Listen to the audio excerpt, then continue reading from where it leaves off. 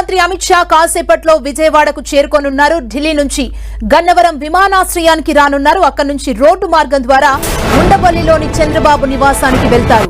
చంద్రబాబు నివాసంలో అమిత్ షాకు విందేర్పాటు చేశారు. ఇందులో deputy CM Pawan Kalyan, AP BJP chief Purandeswari పాల్గొంటారు. అమిత్ షాకు ఘన స్వాగతం పలికేందుకు కూటమి నేతలు ఏర్పాట్లు చేశారు. గన్నవరంలో స్వాగతం పలికేందుకు 3 పార్టీల నుంచి 13 మందికి అనుమతిచ్చారు. టీడీపీ నుంచి మంత్రి లోకేష్, అనితతో పాటు అనురాధ, యార్లగడ్డ వెంకట్రావు, గద్దె రామ్మోహన్ వెళ్లనున్నారు. విశాఖ స్టీల్ ప్లాంట్ కు ప్యాకేజీ ప్రకటించిన మరుసటి రోజే షా రావటంపై ప్రాధాన్యత సంతరించుకుంది. విజయవాడలోని ప్రైవేట్ హోటల్లో రాత్రి బస చేయనున్నారు అమిత్ షా.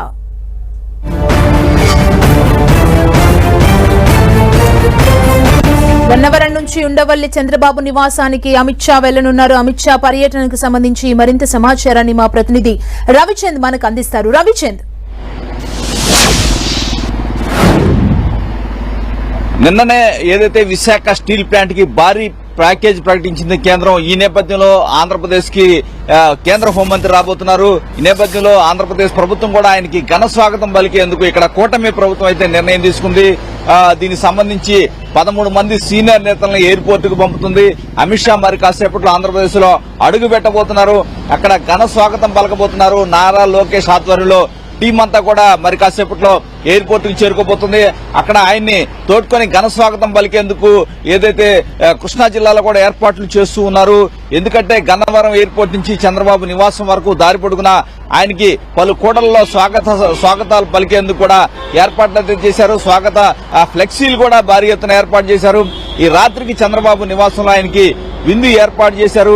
ఆ విందులో పవన్ కళ్యాణ్ పాల్గొనబోతున్నారు, డిప్యూటీ సీఎం. అదేవిధంగా బీజేపీ అధ్యక్షురాలు పురంధేశ్వరి, పలు కీలక నేతలు, కూటమికి చెందిన కీలక నేతలంతా కూడా ఈ విందులో పాల్గొనబోతున్నారు.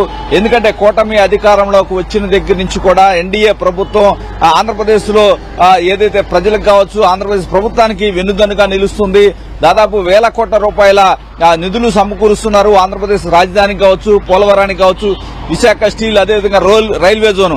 ఈ విధంగా కూటమి వచ్చిన 6 నెలల్లోనే అనేక ప్రయోజనాలను ఆంధ్రప్రదేశ్ పొందిందని చెప్పుకోవచ్చు. ఎన్డీఏలో ఉండటం వల్లే ఇవన్నీ సాధ్యమని చెప్తూ ఉన్నారు. ఈ నేపథ్యంలోనే అమిత్ షాకి ఇంకా ఆంధ్రప్రదేశ్ ఉన్న సమస్యలను ఆయన దృష్టికి తీసుకొచ్చి పరిష్కరించుకోవాలనే ఆలోచనలో ఆంధ్రప్రదేశ్ ప్రభుత్వం అయితే ఈ రాత్రి డిన్నర్ ని ఒక వేదికగా చేసుకుంటుందని చెప్పుకోవచ్చు. ఎందుకంటే ఇరు రాష్ట్రాల మధ్య, ఆంధ్రప్రదేశ్ తెలంగాణ మధ్య విభజన సమస్యలు అనేక ఉన్నాయి. అవి కూడా వీలైనంత తొందరలో పరిష్కరించుకోవాలని భావిస్తున్నారు. నేపథ్యంలో అమిత్ షాకి ఘన స్వాగతం పలకబోతున్నారు. ఈ రాత్రి డిన్నర్ అయిన తర్వాత ఆయన హోటల్ కి వెళ్లబోతున్నారు. మరలా రేపు ఉదయం కూడా చంద్రబాబు ముఖ్యమంత్రి హోటల్ కి వెళ్లి అమిత్ షాతో కలిసి ఆయన ఏదైతే ఎన్డీఆర్ఎఫ్ వ్యవస్థాపక దినోత్సవంలో కూడా పాల్గొనబోతున్నారు. అంటే ఈ నేపథ్యంలో ఆంధ్రప్రదేశ్ కున్న సమస్యలకు సంబంధించి ఏ అంశాలపై చర్చ జరిగే అవకాశం ఉంది? ప్రధానంగా ఏ అంశాలు అమిత్ షా దృష్టికి తీసుకెళ్లే ఛాన్స్ ఉంది ప్రభుత్వం?